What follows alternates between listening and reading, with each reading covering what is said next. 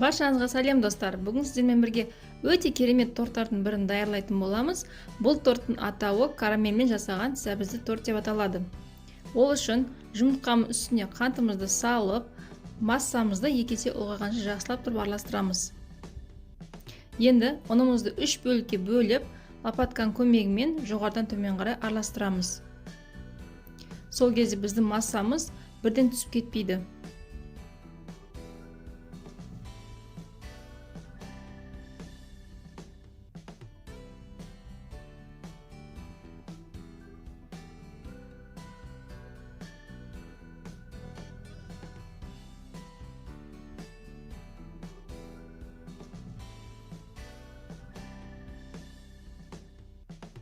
Енді майымызды құямыз және тағы да жақсылап тұрып араластырамыз.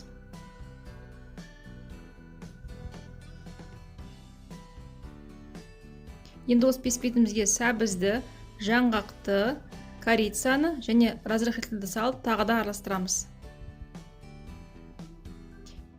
Енді осы бисквитімізді қызып тұрған пеште 3 бөлікке бөліп пісіріп аламыз.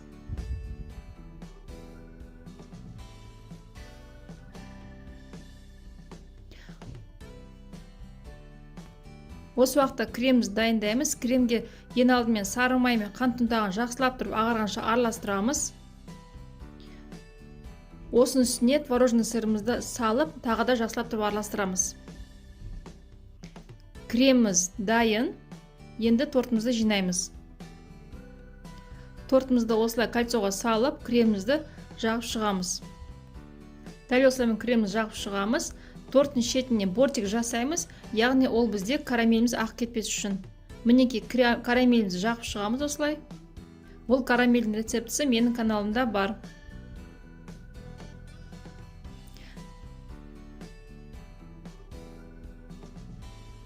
Дәл осылай енді екінші және үшінші корждарды салып жинаймыз.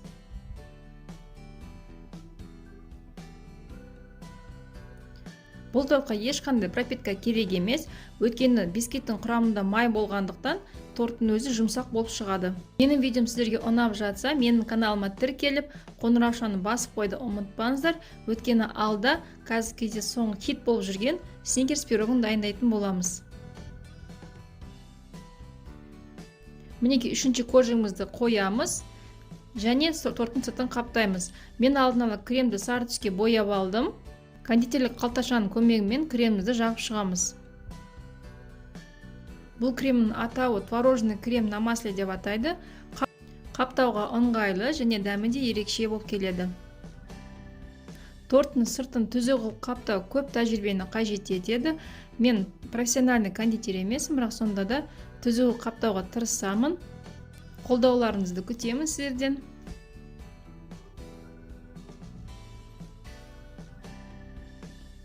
Мінекей енді кремімізді торттың бетіне жағып, түзулеп шығамыз. Енді сіздер тортты қаптап болғаннан кейін тортымызды 1 сағатқа морозилькеге қойған абзал. Торттың бетін әрлеуге келген кезде, торттың бетіне егерде біз глазур немесе шоколадный потеки жасайтын болсақ, ол жақсы ағады. Яғни шоколадымыз еріп, бірден сұйық күйінде ағып кетпейді.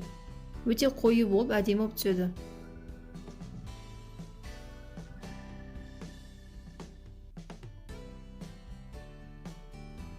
Мінекейін тортымызды әрлейміз. Мен мұнда шоколадный потеки жасадым. Бұл шоколадный потекінің түсі анық болу үшін мен ақ шоколадқа диоксид титанын салдым. Диоксид титаны ол дегеніміз кез келген түсті анық қып шығарады. Ол порошок түрінде болады және бағасы да қымбат емес.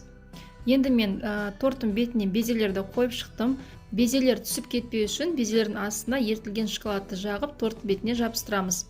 Енді шоколадный шариктерді қойып шығамыз. Шоколадный шариктерімізде түсіп кетпеу үшін астын еріген шоколадпен жабыстырамыз.